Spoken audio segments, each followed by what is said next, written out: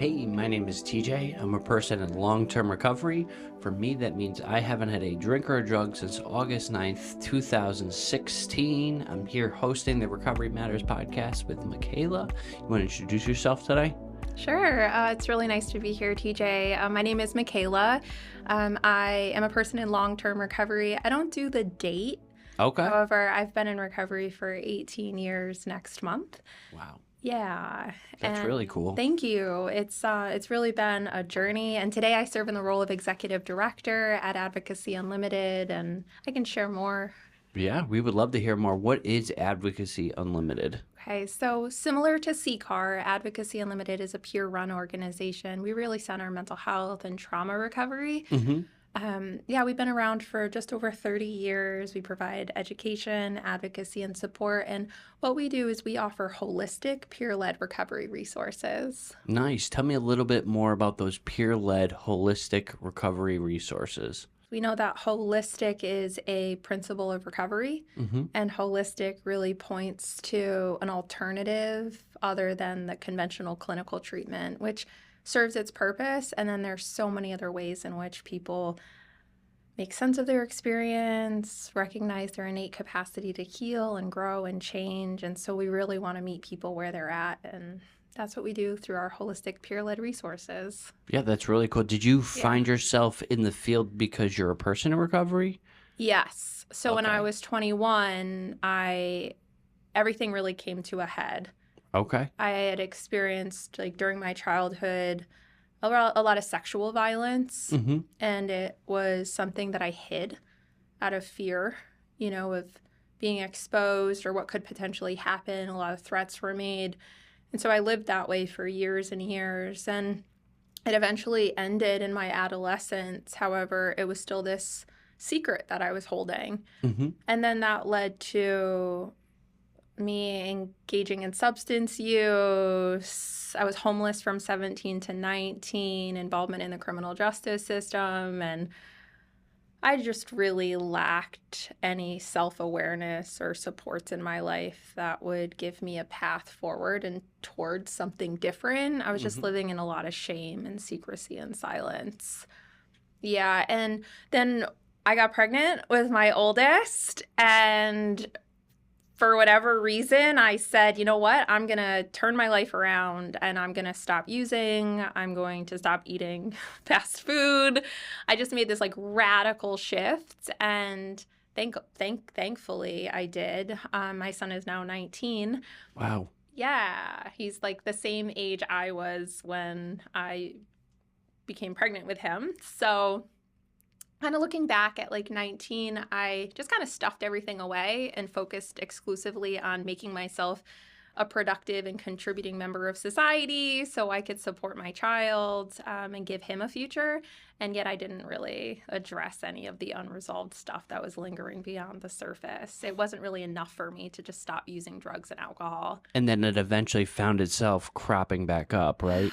Yes. Okay, because you said you got sober at 21, had your first son, so there might have been a little bit of time of navigating what recovery actually looked like for you. I didn't even have the language of recovery. Okay. It wasn't even on it wasn't even on the radar. It was just, I need to clean up my life.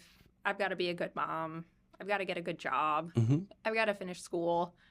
And so all those traditional or conventional milestones, I was like, let me just focus on that. And I just pushed everything aside. And then I had a pretty intense relational thing that happened where nobody did anything wrong. It was just, I opened myself up vulnerably and intimately, and then it didn't work out.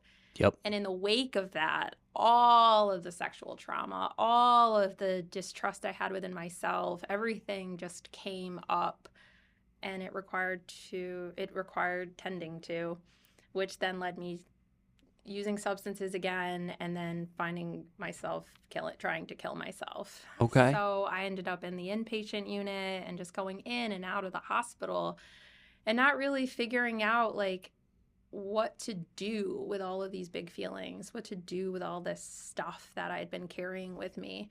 And then I woke up in the hospital on my final attempts, and I was so upset that I had lived.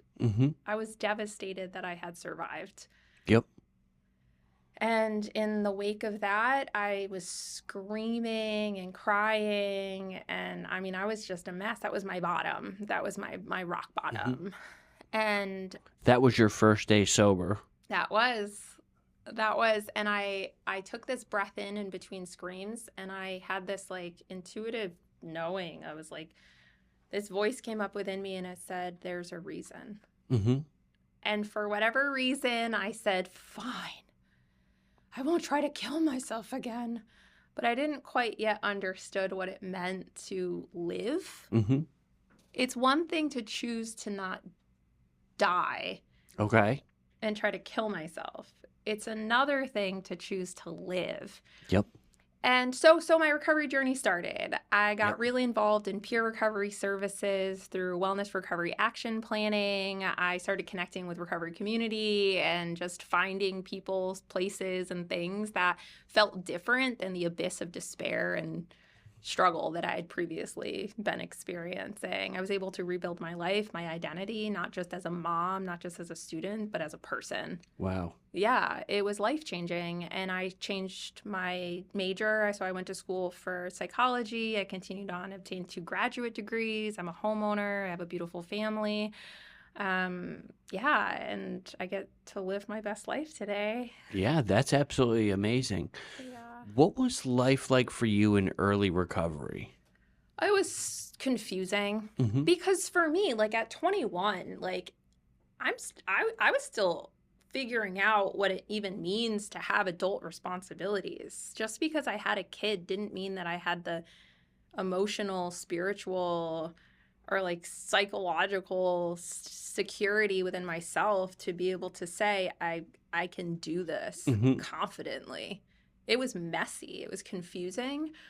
And it also was deeply rewarding because what I noticed is as I pursued wellness, as I pursued feeling good and like whatever that is, like for me, it meant like feeling grounded and feeling whole and feeling supported and connected. As I pursued that, I also started to recognize that it wasn't just about recovery. It was about like transitioning to adulthood. Yep. And that I could focus on that. I could prioritize the things that felt lifted and connected. I love the way that you described the transition to adulthood. One of my favorite 12-step readings is called Just Grow Up, right? And it's like, how many times did my parents, like, I'd be like 20 years old and burning it all down around me, and they're like, you need to grow up, and like not even really understanding what that meant, right? And like the transition. So I think of addiction as childish, right? Selfish, self-centered, self-seeking, right? It's like a lot of surrounding on self, right? So you make this transition to adulthood, you start to think about your family, you start to think about your son at that time, right? And like, what is it like to be a mother, right? And to be a mother, I need to take care of myself to be whole for my family. It's a lot of really good thoughts around that, and like in making that transition, right? Yeah. Yes. And to be a reliable person, to be a person who is aware of the contribution that I make to the relationship through whatever the role is that I'm in. It's more than just a doing, it's a being. Yeah. And no one in my life when I was growing up taught me like how to navigate like overwhelming feelings. Like no one ever modeled for me what it meant to have a disagreement and negotiate through that disagreement. It was a lot of chaos. It was a lot of abandonment. It was a lot of fear in just my day-to-day experience, and a lot of pressure to be someone that I was looking around and I would look at all these adults and I'm like, none of you are safe. Yep. So who do I become if I have no model? It was a lot of talk and telling me this is what I'm supposed to be doing, but then it was a lot of hypocrisy at the same time. That makes a lot of sense. So through the transition to adulthood, like my 20s, it was a lot of exploration. Okay. Yeah, and like, okay, a lot of jobs, a lot of traveling too, even just across Connecticut. And I was really involved in like Young People in Recovery, the national organization. I was a part of developing that as a national organization. I was involved in like advising at Brass Tacks, and I got really involved here in Connecticut as a young adult advocate. That's really, really cool. And then you went on to seek some education too. You said you have 2 postgraduate degrees? I have 2 graduate degrees. What was that like getting into college again in recovery? It was really helpful because what I was learning about was directly tied to my own personal development. Mm-hmm. Yep. So like what I was learning about, I could integrate into my own understanding of myself and how to show up in right relationship with myself and others. Yeah. Really. And like work through a lot of the traumas and things that I'd been carrying around for a really long time. Oh yeah, that's really cool. So it was like a double win, right? Where it's like you're going to learn about this and utilize this for your career, but you're also kind of learning a little bit about yourself, right? Yeah. A process of self-discovery. 100%. I would definitely describe my 20s as a process of self-discovery. Mm-hmm. For sure. That's where I engaged in the most education. I participated in any training or certification I could obtain. I was there. That's cool. Absolutely. Yes, it was life-changing in so many ways, and I was so grateful that at the time that I recognized something within myself was worth it, that all these opportunities started to be made available. And I had enough sense at that time and groundedness through my own recovery and my own choice to say yes, Mm-hmm. to give myself, to take a risk and to actually believe that I'm worth it. Yeah, that's amazing. Yeah. That kind of led you into, so your recovery process, your education, your learning, that kind of led you into where you are today, like in your career path? 100%. I pretty much dedicated my whole life at this point to being in community and encouraging, teaching, providing space with people for them to recognize that they too have the capacity to grow in ways beyond their wildest imaginations, and that we don't have to be limited by our circumstances. Mm-hmm. We're actually different than our circumstances. Okay. We exist within a context, but we are the constant. Okay. Yeah. So for me, so I did all the clinically oriented, like very conventional treatment, education, and all of that for my earlier years of recovery. And then a decade ago, I was introduced to holistic mind-body wellness practices. And I started to participate in the yoga classes, and I couldn't believe how much mental chatter I was working with. For going to school as long as I had, going all these education and trainings, it was so mental. It was all like an intellectual experience. But then in yoga, noticing the breath, getting into the body, I was like, whoa, what if I'm more than my thoughts? What if I'm having this whole other experience that I'm not even aware of because I've just been so focused on thinking about everything and problem solving and preparing. So, yoga and holistic mind-body practices really gave me a vastly different depth than I had experienced previously. And that's where I would say for me, that's where really my life changed. Yeah. Do you want to so that kind of brings me into a good question here, right? Is your recovery process, and what does that look like? Yeah, so this is why I also don't put a date on my recovery, and I would never want to take that away from anyone else in their own journey. For me, I would say that my recovery has been a journey over the past 18 years that has unfolded in ways that I could never have imagined, right? So I was so committed to this very conventional pathway to recovery, engaging in services, diagnoses, that kind of stuff. And then in 2014, I was introduced to these holistic mind-body practices, and I was finally able to get comfortable in my body. Okay. And as a trauma survivor of sexual violence, I could have lived my entire life just thinking my way through life. But now I have an embodied experience. Mm-hmm. Like the degree of enjoyment, joy, pleasure, reward, connection is so much more fulfilling for me since I've learned how to exist within my body even as it is having its own experience. Maybe something triggers me and I start getting sweaty. Mm-hmm. Or maybe, I get a little fearful. And then all of a sudden my body is having this fear response. And now I'm like, oh, my body is having an experience and I don't have to do anything with that. I don't have to put it on anyone else. I don't have to react to it. I can just acknowledge that I'm having an experience right now, move through it, and see what happens next. Okay. And that's much different than the reactivity and I would say slight disassociation that is so commonplace. And that was definitely my experience for a very long time. What helped you learn and work through that? Well, breathwork. Okay. Breathwork has been a really big part of my personal journey of recovery. It's something that I offer regularly to people in community, one-on-one, group sessions. I teach breathwork. Just noticing that you're breathing. Okay. Is practicing breathwork. And when we notice that we're breathing, noticing the inhalation, and each time we exhale, we're giving our bodies a chance to do what it's naturally designed to do, which is rest and repair. Okay. Each of us have a regenerative quality.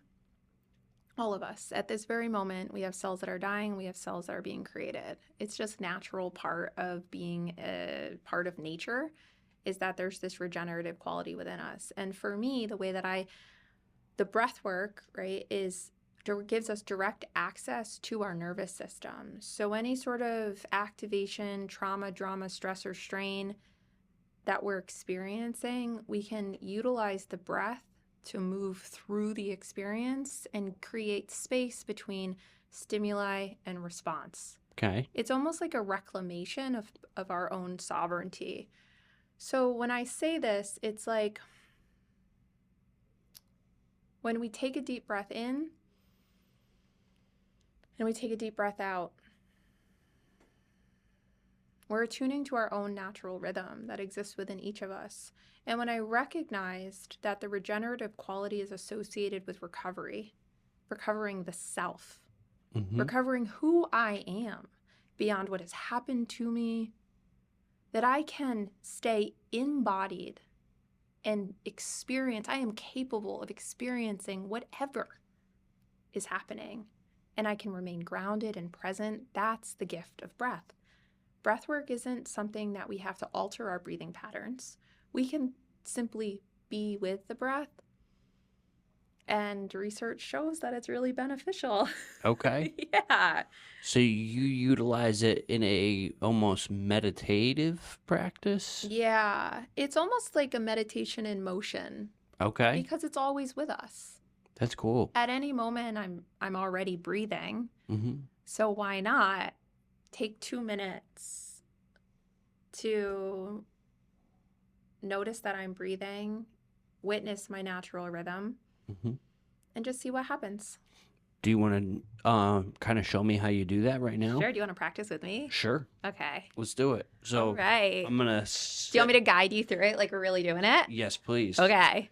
So... All right. Do you practice regularly? Is this anything you do on your own? I do like meditation, but I'm not super big Eastern philosophy meditation. Okay. So I have a graduate degree in conscious studies and transpersonal psychology. Okay. Yeah. So why I'm sharing that is because you can go down that route.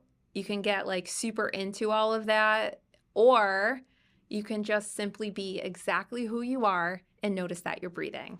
Okay. So for this practice today, this is accessible for everyone at any time. It only requires that you're breathing. Okay. You can do this practice in the car while you're driving. You can keep your eyes open for this practice. Really, just 2 minutes. Okay. Anywhere at any time. Let's do it. I'm going to sit back. Okay. Sometimes with the guys, I like to remind them that they can even do this while they're pooping. Put the phone down. All right. So we're going to arrive in a seated upright posture. And I invite you to get comfortable. The only ask is that you're upright and your spine is lifted. You don't have to be stiff like a board. You just simply be here in the body, settling.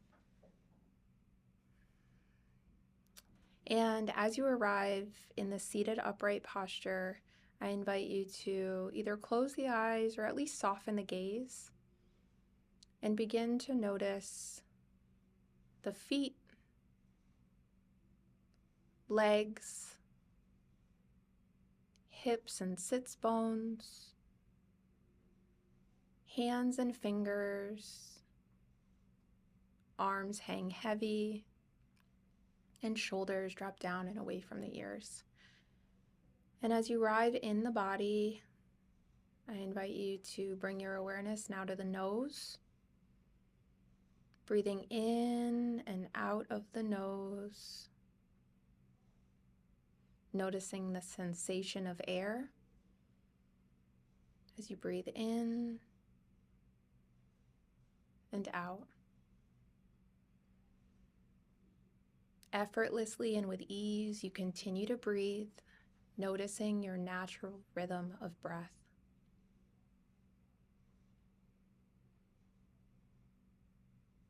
As one breath ends, the next begins. A continuous cycle of breath.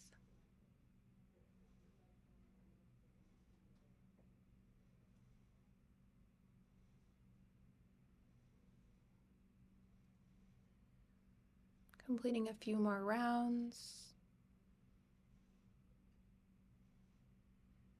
I invite you to begin to notice what it feels like in your body to take full deep breaths in, feeling the expansion of the lungs, and then noticing what it feels like as the lungs contract on the exhale and all the breath is pushed out of the body.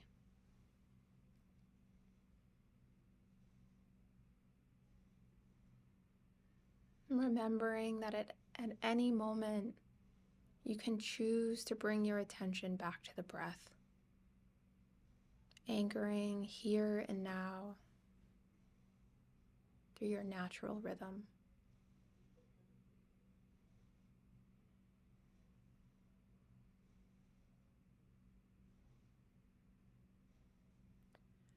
And we'll take 3 deep breaths together, breathing in through the nose. Breathe in and let it go with a sigh. Breathe in and let it go. Final breath together. Breathe in and let it go. Allowing the breath to return to its natural rhythm and just taking one final moment to be with yourself. And ever so gently moving the fingers and the toes as if you're unfurling like a flower waking up to the morning sun. I invite you to stretch in whatever way feels right for you as we return back to the space together, fluttering the eyes open. That was great. Thank you. That was awesome. You have a very good meditation inspiring voice. Thank you. So you sound like a YouTube video, right? It was really good. Thank you. I hope that that's helpful for folks who may be listening later. Mm-hmm. Yeah, it's been life-changing for me to recognize that at any moment I can pause. Mm-hmm. And I've noticed how over the past 10 years, the quality of my relationships have improved. The relationship with myself has improved. My capacity to hold really big feelings with people. So as like a peer professional, Mm-hmm. drastic improvement in holding space and being with people. I put way less on other people.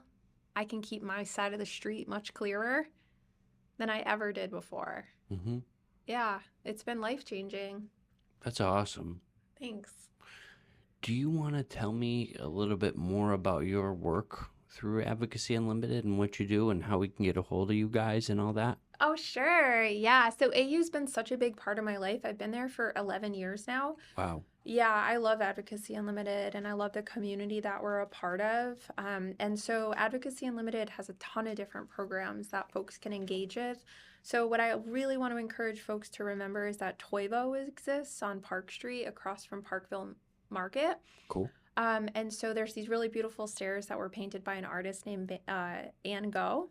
And she created these beautiful stairs so you can see them right across the street. So that's Toivo, Toivo, for folks who like to look them up.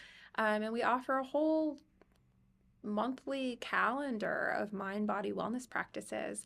We also have a great community space in Rocky Hill, right on the Silas-Dean Highway, where you've got educational offerings happening throughout the month.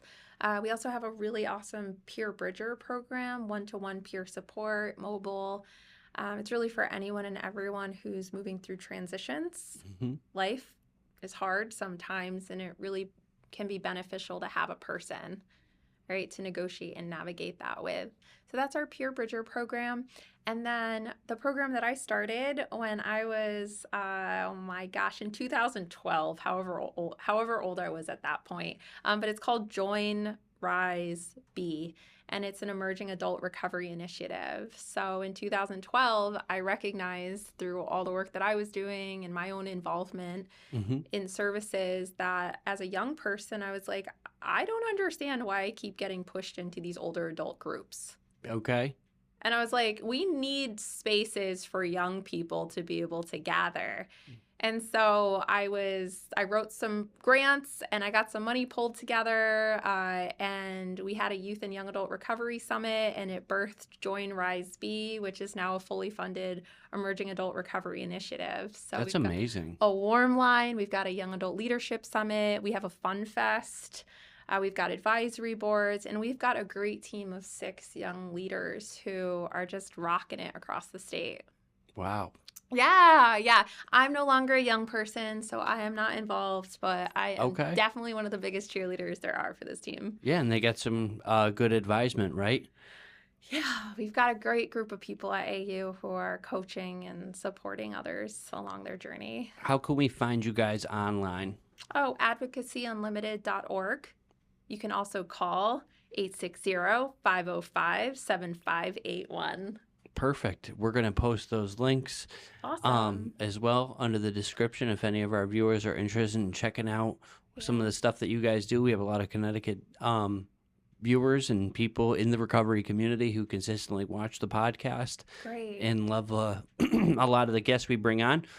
Thank you so much for coming on today. Thank you so much for the breath work and teaching me more about myself. And thank you for sharing your recovery journey with us here today. Yeah, you're welcome, TJ, and thanks for having me on. It's been a pleasure. Perfect. Thank you.